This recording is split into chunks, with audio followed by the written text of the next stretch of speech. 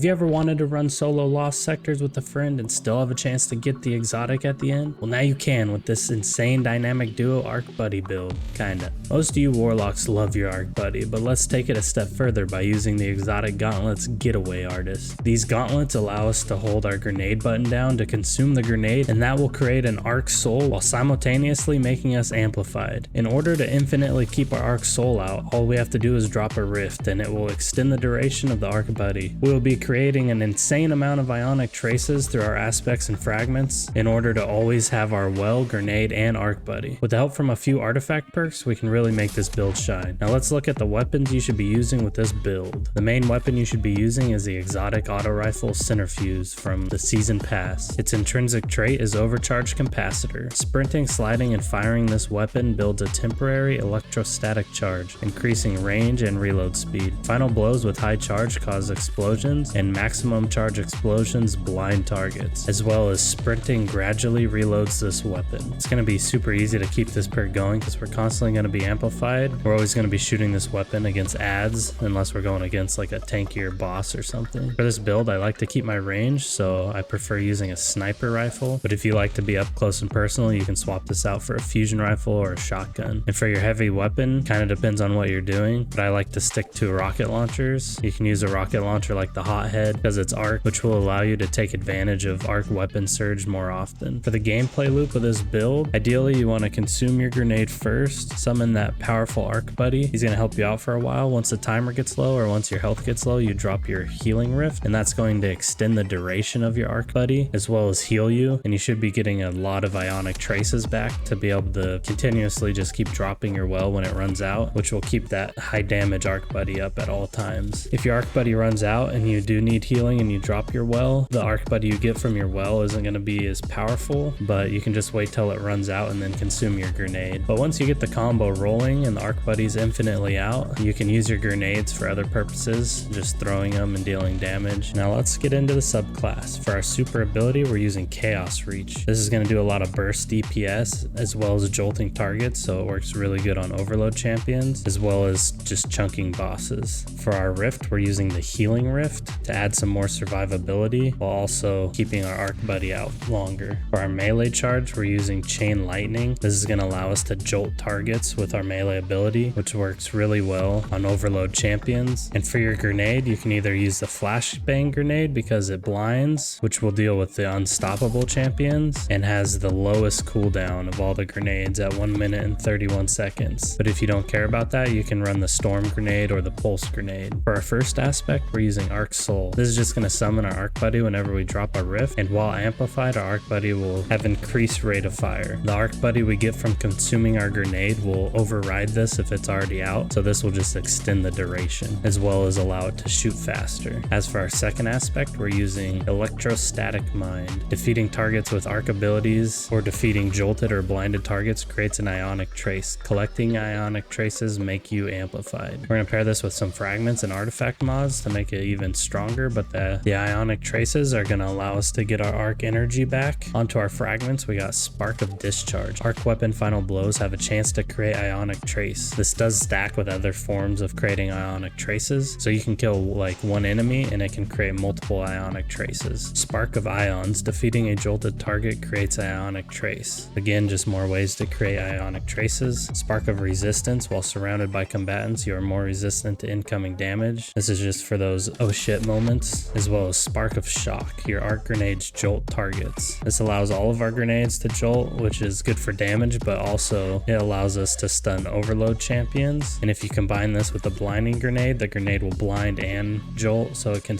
deal with two champions with just one grenade. Speaking of champions, this build is going to allow us to deal with all three champions quite easily. From our auto rifle having anti-barrier rounds, our blinding effects can deal with unstoppable, and our arc jolt effects can deal with overload. Looking into our artifact, you want the anti-barrier auto rifle. In the second column, you want authorized mods arc, authorized mods melee, and if you're planning on using a strand weapon in your primary, you can use a Technicolor siphon. In that next column, we're using amped up to stay amplified longer while our arc subclass is equipped, and thunderous retort grants bonus arc super damage if cast while critically wounded or amplified. We're always going to be amplified, so anytime you pop your super, this is going to deal even more damage. damage. Onto that fourth column, we have electric armor. Gain damage resistance while amplified, as well as counter charge. If you're dealing with champions, you can gain a free armor charge when stunning a champion. And in that last column, shock and awe. Arc final blows while you're amplified summon a burst of lightning that damage and jolts targets. Since we're always amplified, this is just a great way to deal extra damage, and it's going to make our auto rifle feel really good. And lightning strikes twice. After throwing an arc grenade, gain increased grenade recharge rate for a short time. Arc final blows extend the duration of this benefit. So as long as you're getting kills after you throw your grenade, you can just pretty much get your grenade back pretty quickly. Onto our armor mods. In the helmet, we're using Arc Siphon just to create orbs of power off of our arc weapon final blows, as well as Ashes to assets, gain bonus super energy on grenade kills. And Dynamo reduces super cooldowns when using your class ability near targets. There's just more ways to use our super more frequently. In our arms, we're using Firepower. Your grenade final blows create orbs of power. Bolstering Detonation grants class ability energy when you cause damage with a grenade. And Grenade Kickstart. When your grenade energy is fully expended, you gain grenade energy. Additionally, your armor charge is consumed and you gain additional grenade energy for each stack. It's going to keep our uptime and our grenade pretty high, so you can, after you use that Arc Soul and you get your grenade back, you can constantly just be throwing grenades for that extra damage output. In your chest piece, it's kind of up to you and what you're going against. I like using Concussive Dampener to reduce the area of effect damage, and for this build, I kind of play back since I'm using a sniper and an auto rifle, so I use Sniper Damage Resist. In our legs, I'm using Innervation, reduce grenade cooldown each time you pick up an orb of power. Collecting Ionic Trace will have an escalating chance to give you an armor charge. This will keep our armor charge stacks pretty high for that grenade kickstart, and also for the arc weapon surge, just to allow us to deal more